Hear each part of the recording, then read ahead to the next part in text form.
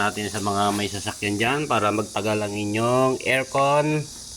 Ito lang yung i-maintain nyo. Ito yan, ayan o, baradong barado na o. Cabin filter nyo.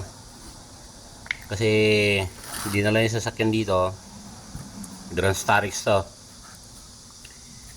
Pinalitan ng compressor. Wala pa rin lamig. Kaya sinunod na pinalitan tong expansion valve.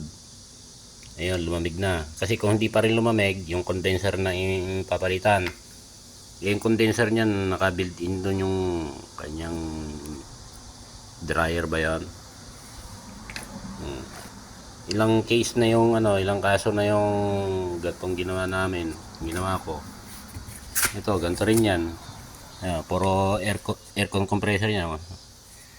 1, 2, 3, 4, 5.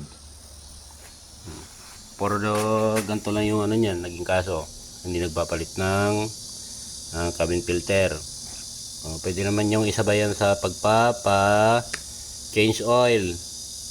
Pagpapalit nyo ng change oil, palit na kayo ng air filter tapos pati cabin filter. Mura lang naman yan.